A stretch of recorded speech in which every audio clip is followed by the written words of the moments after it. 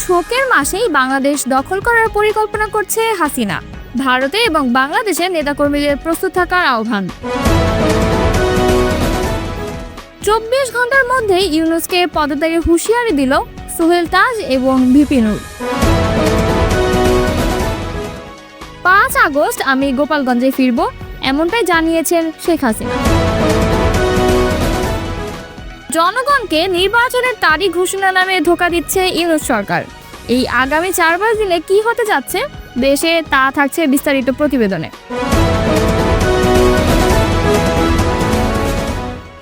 BNP ক্ষমতায় গেলে শহীদ পরিবারের পুনর্বাসনের উদ্যোগ নেওয়া হবে বলে জানিয়েছেন বিএনপির মহাসচিব মির্জা ফখরুল ইসলাম আলমগীর। সেই সঙ্গে সংস্কার যদি মানুষের কল্যাণে না আসে তাহলে সেই সংস্কার কোনো কাজে আসবে না বলেও মন্তব্য করেন তিনি। মঙ্গলবার রাজধানীর বনানীতে মায়ের ডাক আয়োজিত এক অনুষ্ঠানে তিনি এসব কথা বলেন।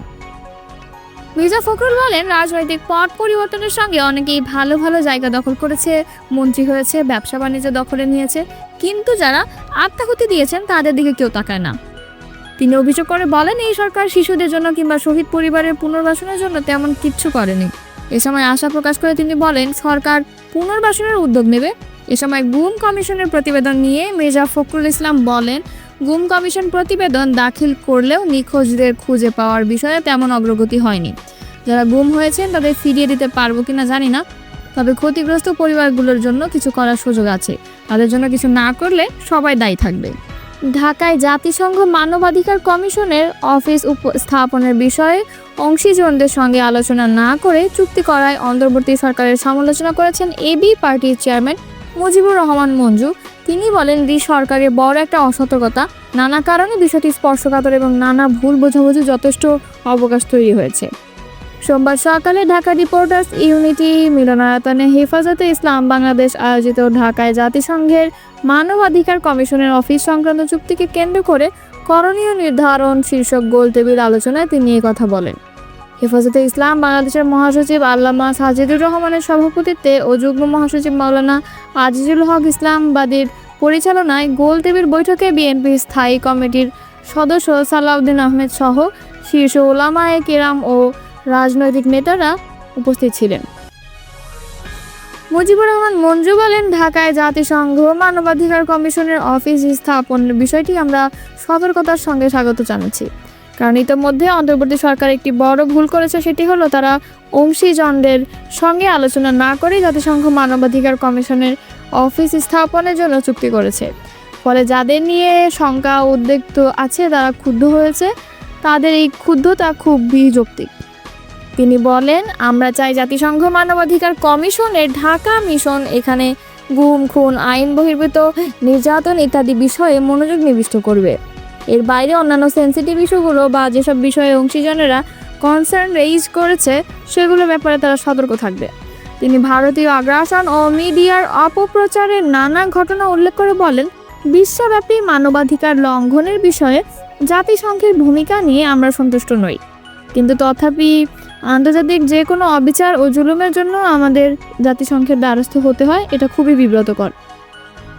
তিনি আশা করেন সরকার অংশীজনদের উদ্বেগকে আমলে নেবেন এবং যেসব বিষয়ে তারা উষ্মা প্রকাশ করেছেন তা সরকার তা গুরুত্বের সঙ্গে বিবেচনায় নেবেন।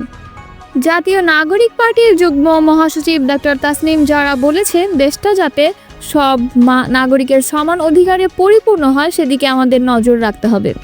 আমরা যেহেতু শুধু পট পরিবর্তনের মধ্যে সীমাবদ্ধ না থাকি, এজন্য আমাদের অনেক চ্যালেঞ্জ মোকাবেলা করতে হবে। আশা করি ময়মনসিংহবাসীকে সঙ্গে পাবো।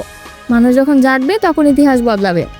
সোমবার বিকেল ময়মনসিংহের নগরীর টাউন হল মাঠে দেশ গড়তে জুলাই পদযাত্রা শেষে অনুষ্ঠিত পথসভায় তিনি এসব কথা বলেন। এ সময় তাসনিম জারা বলেন, আপনার সন্তানেরা যে কারণে রাস্তায় নেমেছিল, গুলি উপেক্ষা করে, পুলিশের ভয় উপেক্ষা করে, সেই সংস্কার যাতে আমরা আনতে পারি, শুধু ক্ষমতায় পট পরিবর্তনে সীমাবদ্ধ না থেকে। আসলে যাতে সংস্কার হয়, দেশটা যাতে সকল নাগরিকের হয়, সব প্রতিষ্ঠান যাতে নাগরিকের জন্য কাজ করে, কোনো পক্ষ, কোনো দল, কোনো পরিবারের না হয়ে বাংলাদেশের সব নাগরিকের জন্য রাষ্ট্র প্রতিষ্ঠার জন্য কাজ করে, সেই নিমিত্তে আমরা কাজ করব। সেজন্য একটি নতুন সংবিধান প্রয়োজন। তিনি বলেন, আমরা যে বিচার ও সংস্কারের দাবি নিয়ে সামনে আগাচ্ছি, আশা করি আপনারা আমাদের সঙ্গে থাকবেন। আমরা নতুন সংবিধান আনবো, যেখানে নতুন সংবিধানের রাষ্ট্র হবে বাংলাদেশের নাগরিকের। পথসভায় আরও বক্তব্য দেন এনসিপি আহ্বায়ক নাহিদ ইসলাম, জ্যেষ্ঠ যুগ্ম আহ্বায়ক সামান্তা শারমী, মুখ্য সংগঠক হাসনাত আবদুল্লাহ, মুখ্য সমন্বয়কারী নাসিরউদ্দিন পাটোয়ারি এবং শহীদ সাগরের বাবা মোহাম্মদ আসাদুজ্জামান প্রমুখ। এর আগে এনসিপির নেতাকর্মীরা সভাস্থলের পাশের একটি হোটেলে বিকেল 4টায় শহীদ পরিবার ও আহত ব্যক্তিদের সঙ্গে সাক্ষাৎ করেন। পরে বিকেল 4:45টার দিকে নগরের শহীদ সাগর চত্বর থেকে পদযাত্রা শহরের বিভিন্ন সড়ক প্রদক্ষিণ করে টাউন হল ময়দানে গিয়ে সভায় যোগ দেয়। অনাকাঙ্ক্ষিত ঘটনা এড়াতে শহরের গুরুত্বপূর্ণ জায়গা ও সভামঞ্চের আশেপাশে প্রায় 500 পুলিশ মোতায়েন করা হয়। এছাড়া র্যাব সদস্যরাও মাঠে ছিলেন। জুলাই আগস্ট পুরোটা সময় সতর্কতার, তবে 11 দিনের আইন শৃঙ্খলা সতর্কতা সংক্রান্ত বিশেষ নির্দেশনার বিষয়ে কিছু জানা নেই বলে জানিয়েছেন পুলিশ মহাপরিদর্শক বাহারুল আলম। মঙ্গলবার যমুনা টেলিভিশনের মুঠোফোনে আলাপকালে তিনি এসব কথা বলেন। এর আগে এসবির পক্ষ থেকে জানানো হয়, আওয়ামী লীগ গোপনে একত্রিত হয়ে রাজনৈতিক সহিংসতা বা হামলার ঘটনা ঘটাতে পারে এবং অনলাইনে ও অফলাইনে সংঘবদ্ধ প্রচারণার মাধ্যমে নৈরাজ্য সৃষ্টি করতে পারে। এসব বিষয়ে মাথায় রেখে সোমবার দেশের বিভিন্ন পুলিশের ইউনিটে একটি বিশেষ সতর্কবার্তা পাঠিয়েছে এসবির রাজনৈতিক উইংয়ের ডিআইজি চিঠিতে স্বাক্ষর করেন। ডিএমপি কমিশনার, সিটিএসবি বিভাগীয় উপপুলিশ কমিশনার, চট্টগ্রাম ও খুলনা স্পেশাল পুলিশ সুপার সহ দেশের সব জেলা পুলিশ সুপারের কাছে চিঠি পাঠানো হয়েছে। চিঠিতে বলা হয়েছে, ঐতিহাসিক জুলাই অভ্যুত্থানের বর্ষপূর্তিকে ঘিরে সরকার বিরোধী রাজনৈতিক দল ও ফ্যাসিবাদ বিরোধী সামাজিক সংগঠনগুলো 1 জুলাই থেকে বিভিন্ন কর্মসূচি পালন করছে। এই ধারাবাহিকতায় 29 জুলাই থেকে 8 আগস্ট পর্যন্ত সময়কে বিশেষ গুরুত্বপূর্ণ হিসেবে চিহ্নিত করা হয়েছে। চিঠিতে সব ইউনিটকে নিজ নিজ এলাকায় রাজনৈতিক পরিস্থিতি পর্যবেক্ষণ, সন্দেহভাজন ব্যক্তি ও যানবাহনের উপর নজরদারি, সরকারি বেসরকারি স্থাপনায় নিরাপত্তা জোরদার করার নির্দেশ দেওয়া হয়েছে।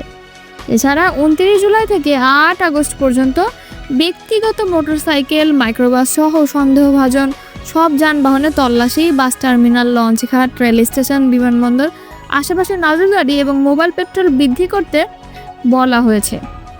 গ্রেফতারি পরোয়ানা তামিল এবং সাইবার পেট্রোলিং জোরদারের নির্দেশও দেওয়া হয়েছে।